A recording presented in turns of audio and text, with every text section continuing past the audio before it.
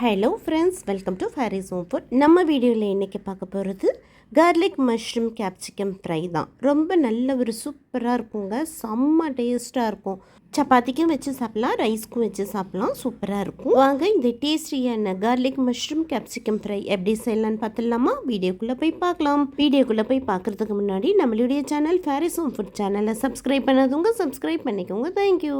இன்றைக்கி காய்கறி கடைக்கு போயிருந்தேன். மஷ்ரூம் பார்க்கவே ரொம்ப அழகாக இருந்துச்சு. பாருங்கள் எவ்வளோ அழகாக பெருசு பெருசாக இருக்குது.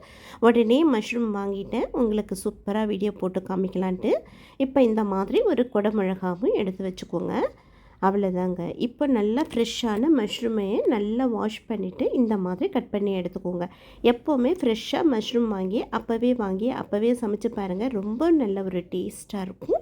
அவ்வளோதாங்க. எல்லா மஷ்ரூமையும் நல்லா வாஷ் பண்ணிவிட்டு க்ளீன் பண்ணி கட் பண்ணி எடுத்துக்கோங்க இந்த மாதிரி. இப்போ இது ஒரு பக்கம் இருக்கட்டும். இப்போ அடுத்து குடமிளகாவையும் இந்த மாதிரி கட் பண்ணிக்கோங்க. இப்போ மஷ்ரூம் குடமிளகா ரெண்டுமே ரெடி ஆகிடுச்சு. இப்போ பெரிய வெங்காயம் இந்த மாதிரி கட் பண்ணி எடுத்துக்கோங்க. இப்போ இது ஒரு பக்கம் இருக்கட்டும். அடுத்து பேன் வச்சுக்கோங்க. கொஞ்சமாக எண்ணெய் ஊற்றிக்கோங்க. எண்ணெய் சூடானதும் 1/4 டீஸ்பூன் சோம்பு பொரிஞ்சதும் 2 பச்சை மிளகாவை கீறி போட்டுக்கோங்க.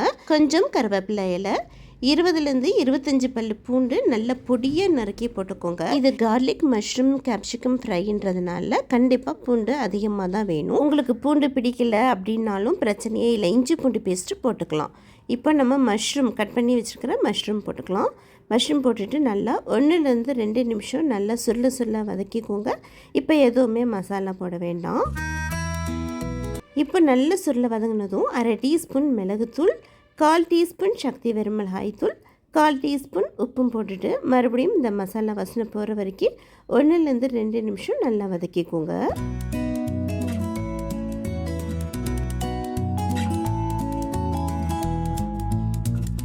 அடுத்து நம்ம கட் பண்ணி வச்சுருக்கிற வெங்காயம் போட்டுக்கலாம். கட் பண்ணி வச்சுருக்கிற ஒரு குடமிளகாயும் போட்டுக்கோங்க. போட்டுட்டு மறுபடியும் ஒரு 2 நிமிஷம் நல்லா வதக்கிக்கோங்க.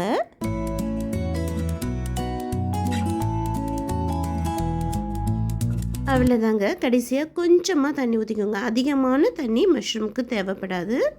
கடைசியாக 2 டீஸ்பூன் சோயா சாஸ் ஊற்றிக்கலாம். ஊற்றிட்டு நல்லா மிக்ஸ் பண்ணி விட்டுக்கோங்க.